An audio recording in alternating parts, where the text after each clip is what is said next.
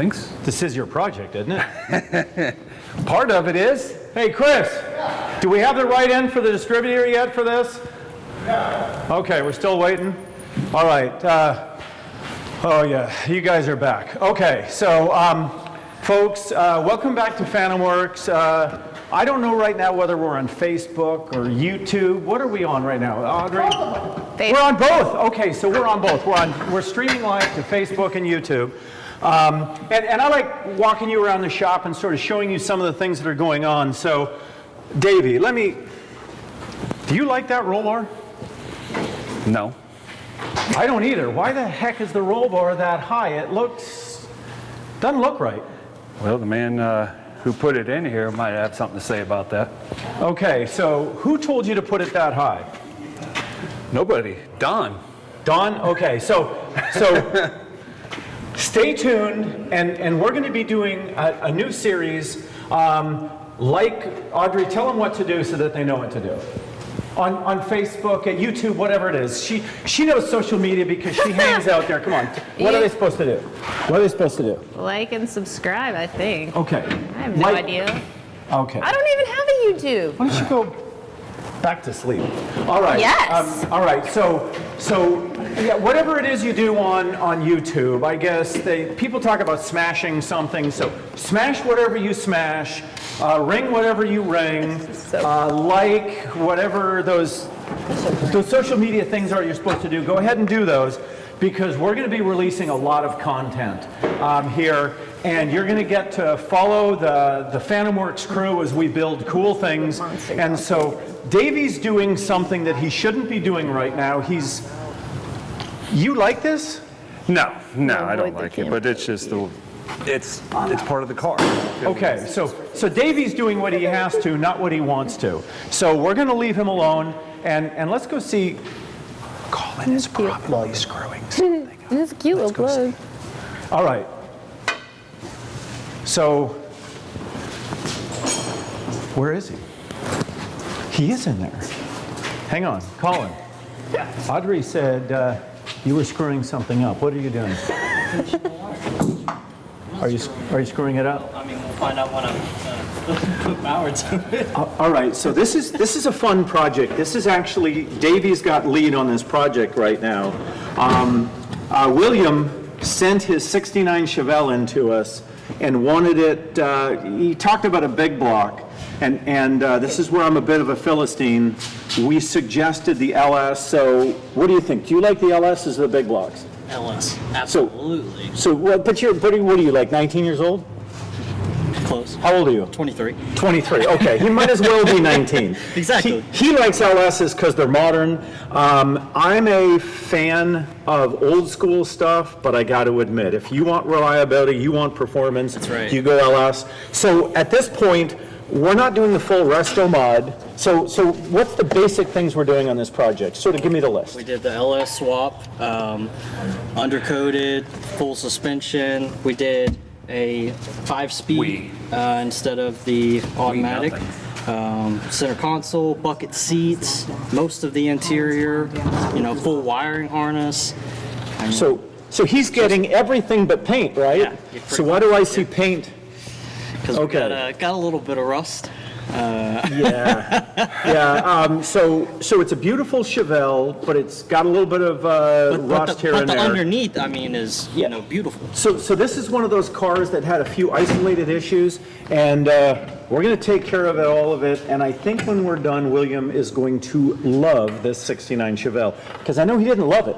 He didn't love it? No, he didn't. It's a gorgeous car. It's one of my favorite cars. Yeah, but it didn't run well. It overheated. It had ignition issues. It had timing issues. It was just not a great car, so he didn't drive it. You think he'll drive it now? Oh, yeah. I think he'll drive the heck out of it. I'll drive it. All right, let's go see Chris. And what? Are you okay? Yeah. All right, so Chris is rarely screwing off. And so Chris has got his hands knee deep. No, I don't think that's right to say. He's elbows deep in a 62 Oldsmobile Dynamic 88. Dynamic 88. So I'll be honest with you. I thought I knew a fair amount about cars. I had never heard of a Dynamic 88. Had you?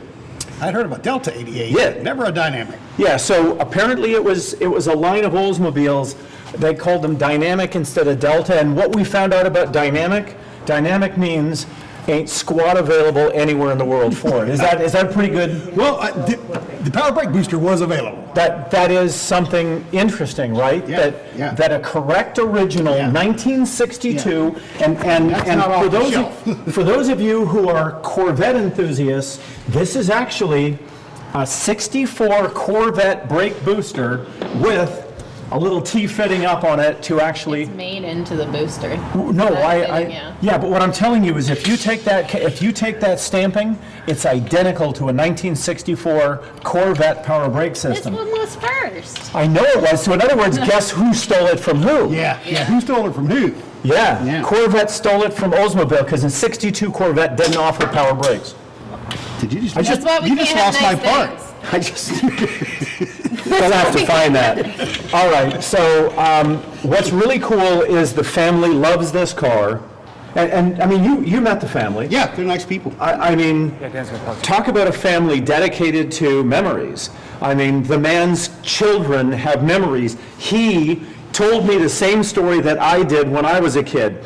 We used to stand up, Mom would sit in the passenger seat, and we would stand in the passenger seat footwell, staring out at the windshield while Dad's blasting 75 miles an hour down the freeway. No one's wearing seat belts, and if anything happened, we were all going to be ejected right out of the car. So he has the very same story as I did. For me, that was very cool, and Chris is putting this back together.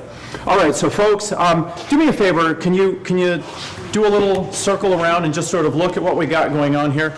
All right, so you see film crew, and there's Davey gets back to work.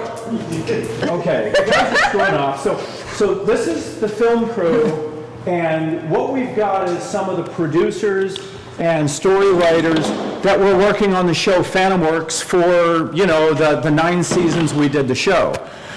So they're back, and we're going to produce a lot of content, and a lot of this goes into the new sort of direction we're going, which is the Phantomworks off-grid. We're going to keep building cars just like we've always done. We're going to start building some really cool vehicles that are non-traditional for us. We're going off-road. We're doing some up-armoring of vehicles. We're going to be doing some underwater-capable vehicles. We're going to be doing some EMP-certified vehicles. We're going to be building vehicles that you could jump in and go. They're everywhere. That you could go live out in the woods for a month without ever going anywhere else but in your vehicle. And so one of the things that we've done, if you wouldn't mind following me, and careful, there's lots of stuff to step through. We'll go around this way. We got a truck here that, all right. So I got to tell you what's going on next week. So SEMA, I think much of you have heard of SEMA. It's the Specialty Equipment Marketing Association, also known as the world's largest trade show, also known as the bucket list thing for every guy in America who ever loved a car wants to go to. Oh, and gals. My wife loves to go to SEMA. So I was invited to go to SEMA because someone there apparently thought I knew a little bit about vehicles. And before this vehicle, I thought I knew a little bit about vehicles. The owner of this 1971 GMC Jimmy came in and said to me, I need you to evaluate my vehicle. And I put it up in a lift, and I'm going to throw Chris under the bus too, because Chris looked at it too, and we both said, this is about the nicest 1971 GMC. Didn't you say that, Chris? It was in a lot better shape than I expected it to See, he's already walking back on what he said. All right, you can tell Chris is lying. be. Ain't no tire tracks on my back. Yeah, okay. So I will admit that I thought it was one of the nicest vehicles. I mean, we saw a few things in it, but I would have said that it was 90% rust-free. Well, if anybody out there thinks that, you're an expert and that you've never been duped, I'll tell you, I thought that I was pretty good at evaluating vehicles, but I'm going to show you how this GMC Jimmy played Stump the Dummy with Dan and Chris. Come on over here. All right, so let me just pull out my phone. And so this is, all right. So this is Andrew, and when you, and just, oh, you're gonna lie to me anyway. When you first looked at this vehicle, did you think it was real rusty? No, I thought it was actually pretty solid. It looked pretty good. And folks, I swear to you that we have not added one grain of crap to this pile. Here, I'll add some. Yeah, there you go. All right. Nothing that's here came anywhere from anything but from this vehicle. And by the way, we haven't banged on the vehicle and emptied out the frame rails, but just take a look. I'm just going to do one scoop so you get an idea of the depth of what came out. And by the way, folks, this isn't dirt. That's rust. That was the body of this vehicle at one point in time. Now, here's the good news for the family. They love this vehicle, and we're going to fix all this. We're going to turn this vehicle into exactly what they want. But the reality is when you think you know what you're doing, and you think that a vehicle is low rust, and then you pull it apart and find this, you realize that I don't care how many times you've inspected a vehicle, it's easy to screw it up. So, folks, stay with us on our channel. We're going to be releasing full shows just like we did in the past. You're going to meet the customers. You're going to see the problems. And we don't fake anything. And the primary reason that we have real stories on our show is because we feature real stuff. We don't make any of this crap up. If we don't find it on a car, we're not going to tell you we ever found it. So we try and bring you exactly what we really find without any sort of BS stories told about it. So please join us. And hang on, there was something else I was going to say. Here's Ashley. What was I going to say? Because see, normally I've got something that Somebody in your ear, yeah, right? somebody buzzing me. So, All right. So here's what we want you to do. I can hear myself in the headphones. Okay, so find the pictures of times you've been duped.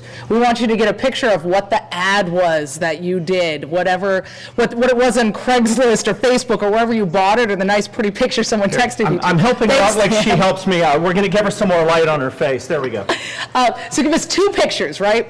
So the picture of what they said it was and what it really was. And we're going to have a little competition of what the worst ones were. And because we're doing this ourselves now, we're going to make a webisode out of it. Yeah. Because we can do that. Yeah, so, all right, enough of her. Yeah. Yeah. All right, so if you feel that you've been played Stump the Dummy with as bad as I have on this vehicle, I'd love to see it, and we're going to take the best one that we see, and we're going to actually air you or your story on our show. So that's pretty much it. All right, so. Did you talk about Subscribe. SEMA? Click the button. But, SEMA, we did SEMA. All the things? We talked about all the things. Okay, so. Click subscribe and hit the bell. Yeah, so who says, does somebody say cut? No. Okay. Stop filming me. It's over. Go. Stop. This is what you wanted.